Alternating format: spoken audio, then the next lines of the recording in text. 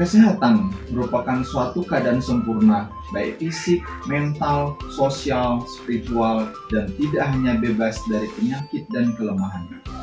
Penuhnya kesehatan akan menjamin baiknya kualitas hidup seseorang. Salah satu penyakit yang berhubungan dengan penurunan kualitas hidup adalah penyakit diabetes mellitus. Menurut International Diabetes Federation, bahwa negara Indonesia saat ini berada pada urutan kelima pada negara dengan diabetes tertinggi di dunia dengan jumlah kasus sebanyak 19,5 juta jiwa.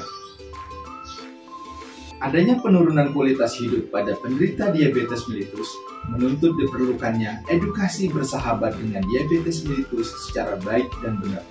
Untuk itu, saya akan menjelaskan edukasi bersahabat dengan diabetes mellitus. Diabetes mellitus merupakan penyakit metabolik yang ditandai dengan adanya peningkatan kadar gula darah dan terjadi karena kelainan sekresi insulin, kerja insulin, ataupun bisa kedua-duanya. Penyakit diabetes mellitus tidak dapat disembuhkan, namun dengan penata laksanaan yang baik, penyakit ini dapat dikontrol serta dapat mencegah terjadinya kerusakan dan kegagalan organ. Diabetes mellitus dikelompokkan dalam beberapa tipe, antara lain, pertama DM tipe 1 merupakan diabetes yang disebabkan karena tidak adanya produksi insulin sama sekali. Yang kedua DM tipe 2 adalah diabetes yang disebabkan karena tidak cukup dan tidak efektifnya kerja insulin. Yang ketiga DM gestasional atau diabetes yang terjadi saat kehamilan. Dan yang terakhir adalah DM tipe lainnya, merupakan diabetes yang disebabkan oleh pemakaian obat dan penyakit lainnya.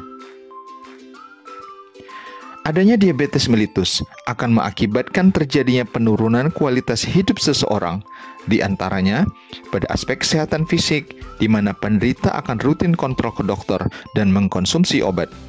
Pada sebagian besar kasus, penderita diabetes membatasi diri dalam melakukan aktivitas dan pekerjaan sehari-hari.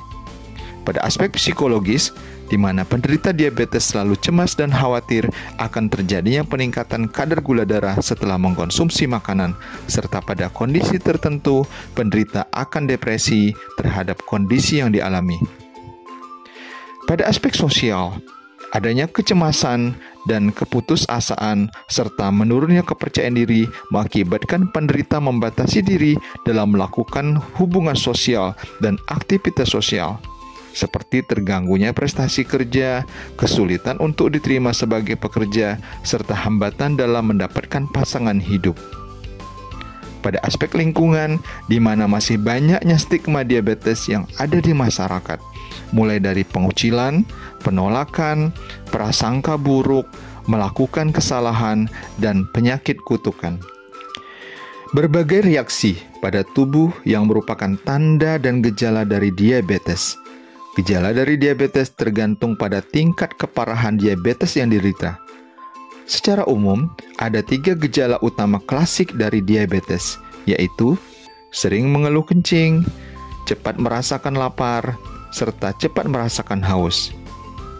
Selain 3 gejala tersebut, ada beberapa gejala tambahan yang dialami oleh penderita diabetes, di antaranya adanya penurunan berat badan secara cepat tanpa penyebab yang jelas, adanya kesemutan, gatal pada daerah kemaluan, keputihan pada wanita, luka yang sulit sembuh, bisul yang hilang timbul, adanya penglihatan kabur, cepat merasakan lelah, mudah mengantuk, serta adanya penurunan gairah seksual.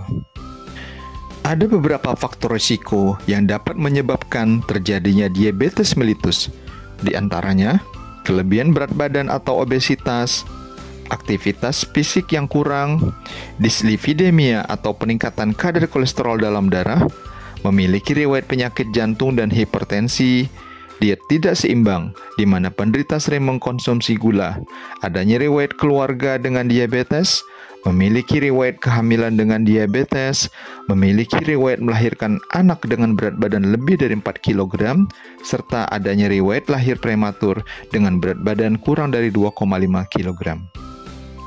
Dari beberapa penjelasan faktor risiko penyebab diabetes tersebut di atas, jelaslah bahwa diabetes bukanlah penyakit yang disebabkan oleh kutukan ataupun guna-guna. Lantas, apa yang dapat dilakukan untuk bersahabat dengan diabetes? Diabetes dapat dikendalikan dengan beberapa cara, di antaranya kontrol ke dokter secara rutin, minum obat anti-diabetes secara teratur sesuai dengan anjuran dokter, olahraga secara teratur, menghentikan kebiasaan merokok, kendalikan stres dengan kegiatan yang positif, jaga berat badan agar selalu ideal, diet seimbang sesuai anjuran, serta menghindari konsumsi gula sederhana. Demikianlah edukasi bersahabat dengan diabetes. Yakinkan diri Anda bahwa diabetes dapat dikendalikan dengan baik.